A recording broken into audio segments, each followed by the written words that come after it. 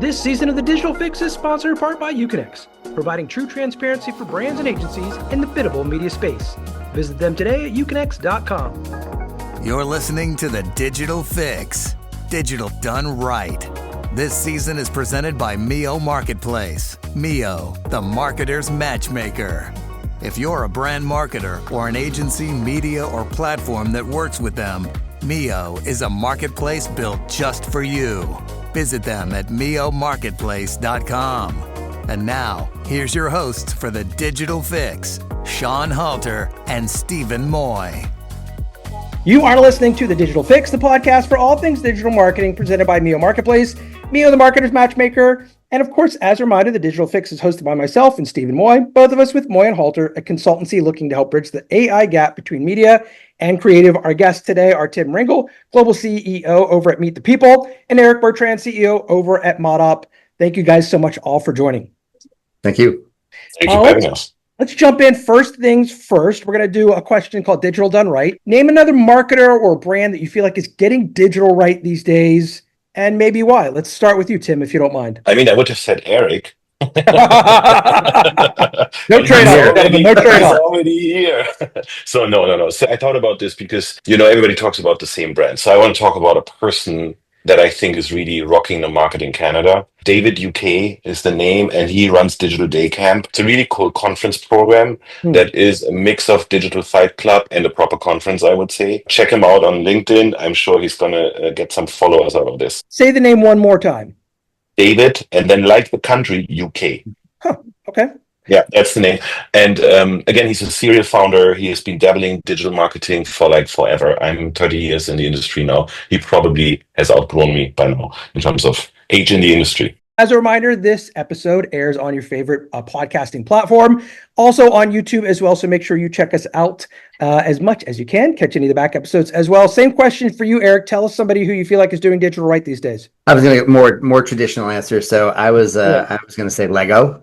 I think that Lego has been doing just a tremendous job over the last number of years and kind of keeping up with current societal issues and trends. And they've got their own brand of humor. They've been able to really drive that across all kinds of digital executions, including significantly in the game space, in the video game space. I mean, they've really been significantly successful there, whether it's organic, social, paid social, all across the web. So it's been, I think they're doing a great job. We talked about them a bit last week and their coverage that they got from CES. Yes. Kind of so interesting. Here's this huge, massive event. Massive.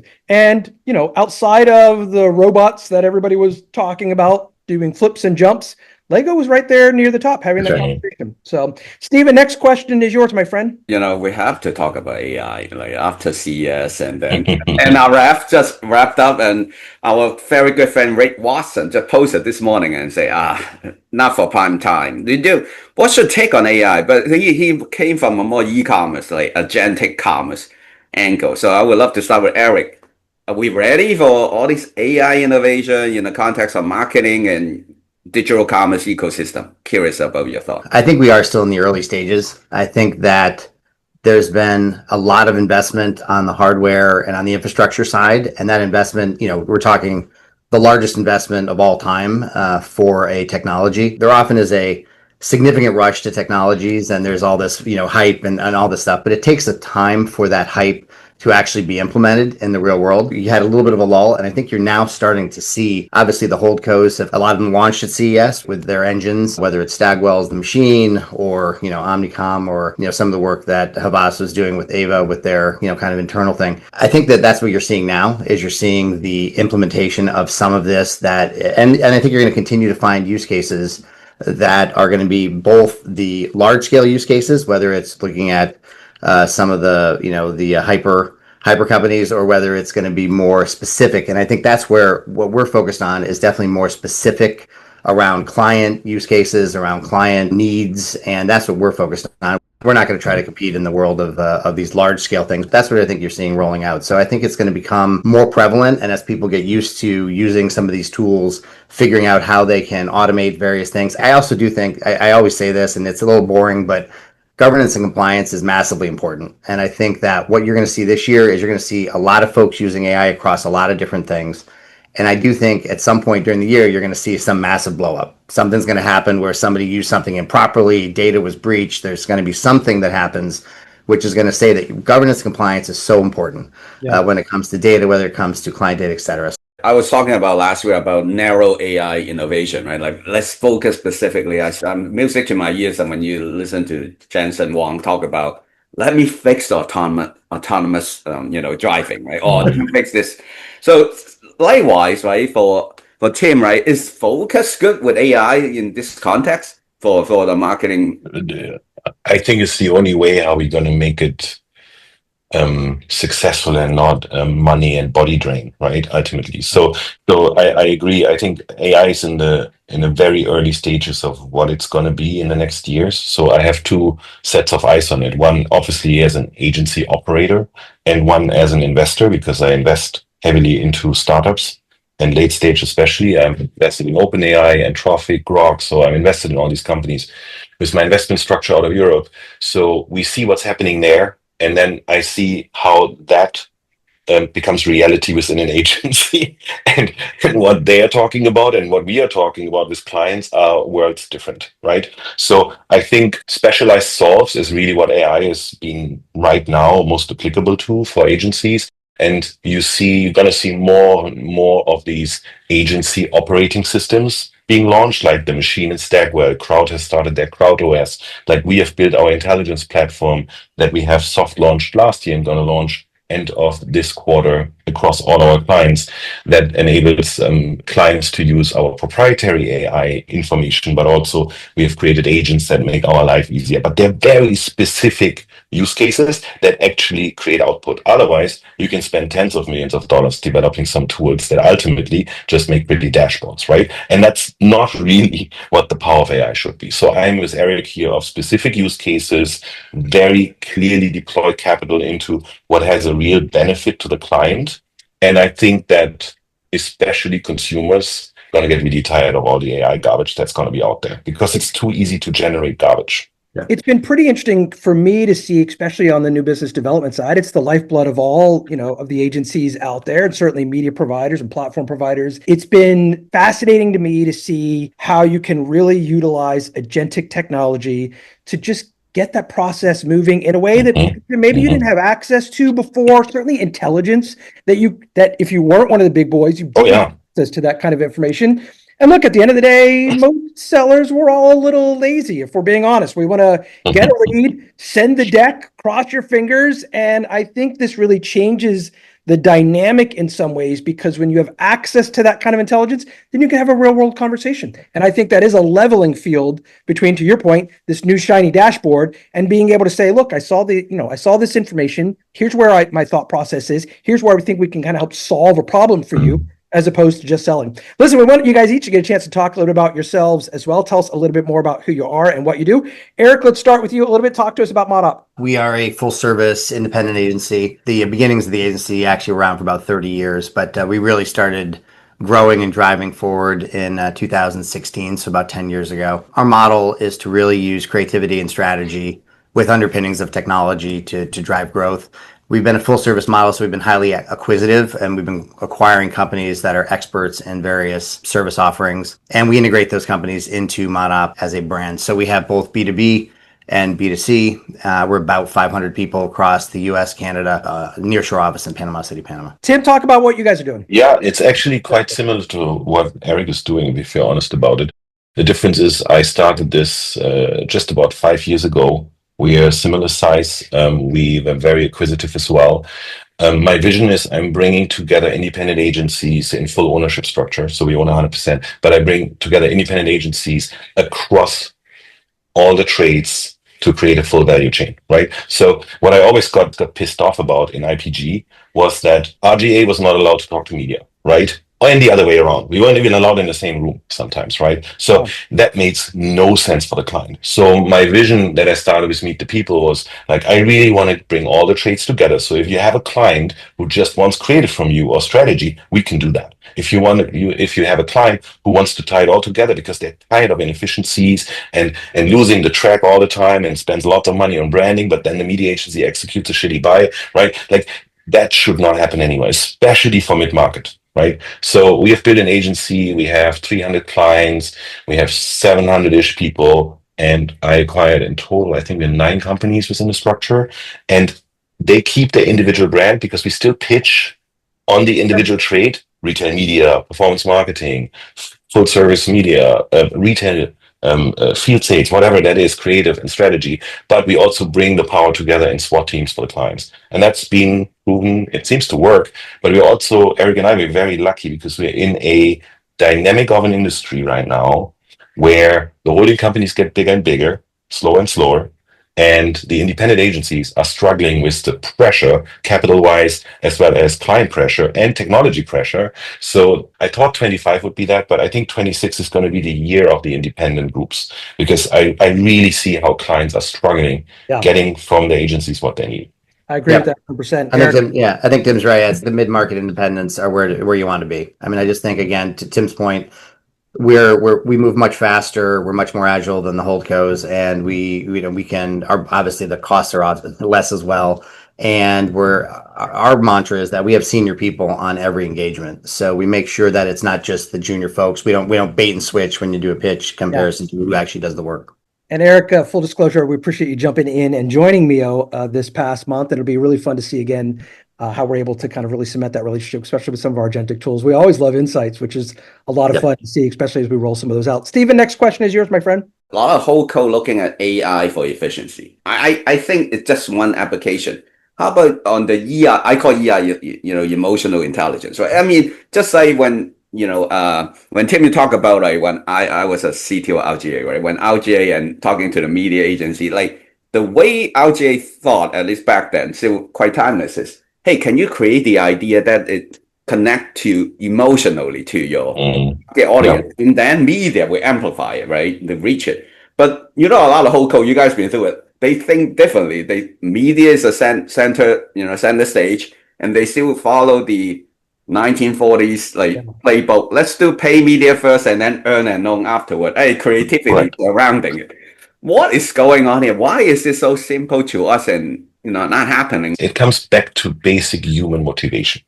So, and this has nothing to do with advertising. I'm sorry, guys. It's a business model issue, right? So look at holding companies. Hey, no disrespect. I know some of these people and they're great business people because otherwise they couldn't merge these dinosaurs, right? So, but the reality is holding companies are run by people who financially engineer. Agencies are usually built by people who emotionally care not to do that. Sure. So there's a discrepancy of business model technically, but you can find a balance.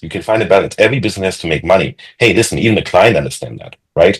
But why did everything in holding companies follow media? Because it's a cash cow, right? You make so much money, and creative is just the way how you sell the media in. But in reality, in a world where everything is in abundance, content is in abundance, media is in abundance. I always say every idiot with a credit card can run ads on Meta, right? So that stuff, like you have to have great creative ideas to actually make your media work harder and not, create a creative idea just so you can sell media. So it has to work together. I think it was a business model issue. And I think, again, mid-market agency groups, like we're trying to change that. Yes, of course we have to make money, because our people want raises, our people want bonuses, our clients want great work. So that's not going to go away, right? But I think you can make a little less or make it smarter or make it more human, right? And therefore have a sustainable business model. Still a human business at the end of the day. We still correct the people build those relationships.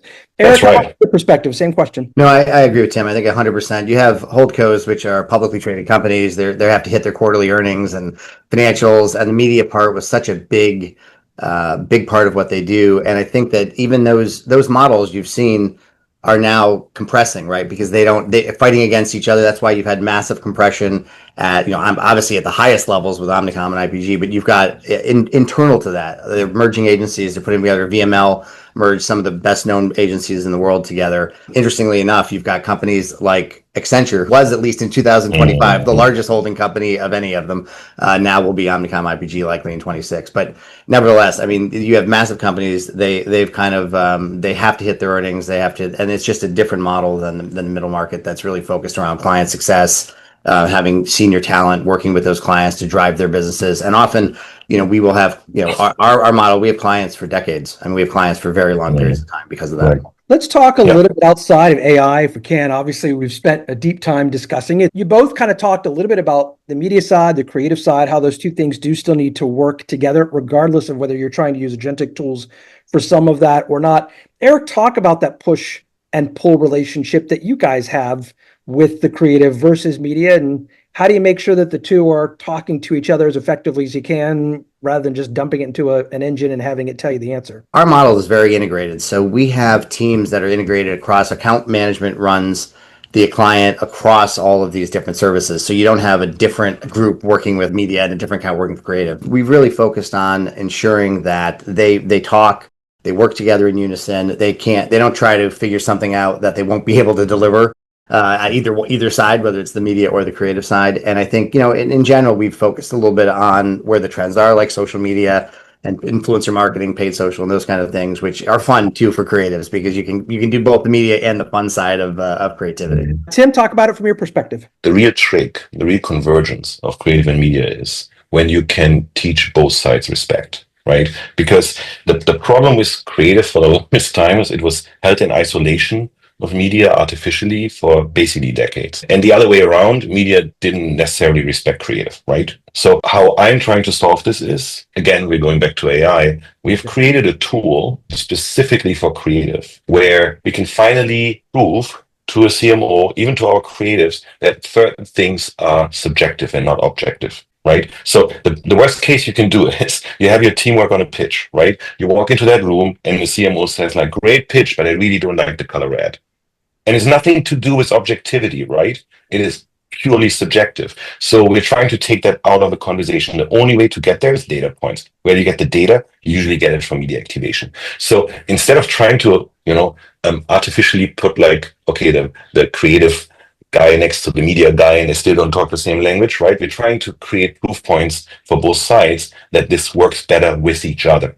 And that's a technology solve, and AI makes so much easier because now you can scrape the entire freaking internet for everything. And then you add CRM data, you add performance data, you add impression data to the equation. All of a sudden, you can tell a creative, you know what? I think that asset might actually not work so well, right? It is. So that's one piece. It is interesting, and Stephen, I'm going to give you the next question in just a minute, but it is interesting when we're all using some similar modeling, right? We're all going to start getting some of that same output. Are we going to lose some of this wonder of that's unexpected, a moment that doesn't test, that you don't expect? That'll be, something to make. If you use the same data sources, yes. If you use the same language models and you use the same data sources, you're going to fall exactly into the trap that it can't get better, right? Because it only learns from itself. So the trick, what we recommend is we need data sources that are first party.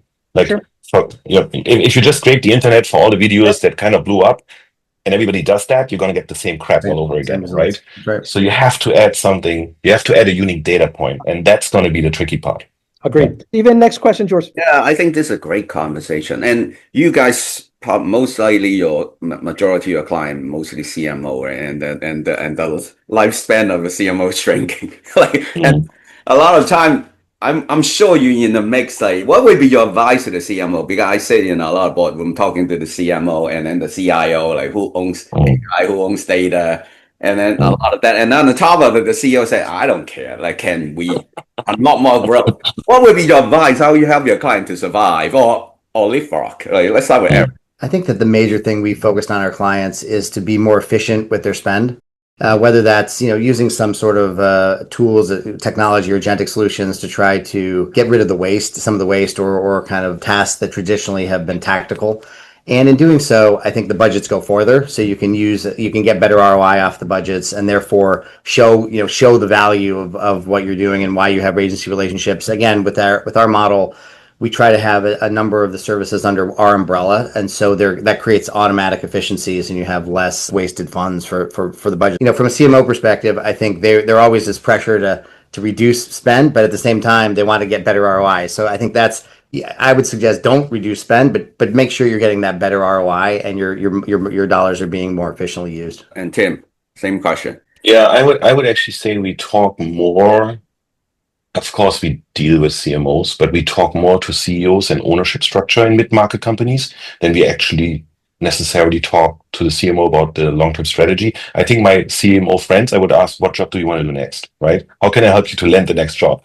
And to the CEO, I would say, what do you actually want? Because the problem with the CMO is, he gets asked to save money and increase market share, right? It's basically an impossible task. So in my conversations with CEOs, and we do this a lot, especially in mid-market, it's different when one of our largest clients is basically the drinks business of LVMH, right? So we talk to SVPs and EVPs. Totally different audience. These people are in, and I'm not saying LVMH, I'm saying large corporations in general. They're in job protection mode, they're in defense mode, right? You talk to the ownership structure of a mid-market company that does $500 million of revenue itself, and they want to grow. You talk to the C-suite, you talk to the PE owners, you talk to the ownership structure, you have a totally different conversation. What do we need to break to make better? I consciously try to understand what's the motivation of the client. And with most of the CMOs is, I want to save my job. With most of the CEOs is, I want to grow my business. You talked about just that, which is having those real conversations with them. I've sat in on enough pitches, CMO side facing with some of these CMOs. It's still amazing to me sometimes how few questions get asked sometimes on those initial pitches. Yeah. We could talk about all the digital we want. We could talk about these incredible dashboards. We could talk about all these pieces. But if you get invited to the room and you don't get invited back, then kind of none of that matters. And nobody wants to sit on a Zoom call like this for a pitch Right. and just have you walk through every single agentic tool that you have. Our eyes will absolutely glaze over. And so how do you remind your teams of that? How do you remind yourself sometimes of that? Because we're people, we're humans. That's why we're on a podcast like this. We want to talk about ourselves. We want to talk about what we're doing. We want to talk about what's exciting to us. But sometimes, to your point a little bit there, Tim, this CMO is under this incredible pressure because the last two campaigns they ran were not successful, which is why they're open to looking at least some other partners. But if you're just going in with 12 pages of recaps of, we've worked in this space before, but we've gotten fired before, how do you navigate that conversation, keeping digital in there, but also being able to treat these people like a people? Tim, let me ask you that question first. Eric, you'll get the next. And Stephen, you get the last question today. Yeah, that's really, it's the trickiest part, because in the end, no matter who you send in that room with the pitch, we in the end do the same thing, right? We show similar things, we show ideas, and we make promises. Eric and I have a benefit many other companies don't have. And I put you in there, Eric, defend yourself if that's wrong from your point of view. But we build companies with founders. So when I acquire a company, the founders stay.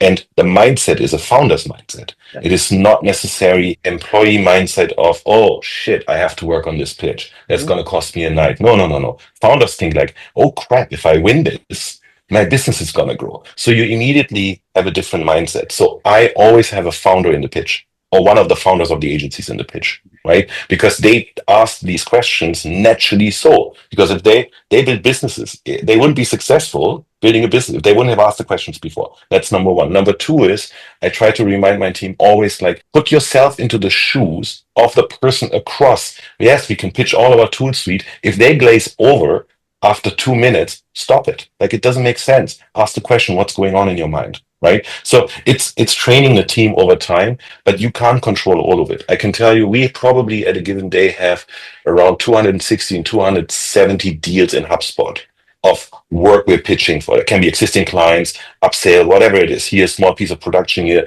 a big piece of media pitch, right? So I can't control all of those. Not everybody can sit in those, right? But so we pick everything, I would say, that's 7 digits, and we make sure a founder sits in there. Everything below that, it's usually more like 1 trade or 2 trades where you follow more of a brief in an RFP. Everywhere where we feel we have an open field to ask questions, we're going to go hard. Eric, anything you want to add to that from your perspective?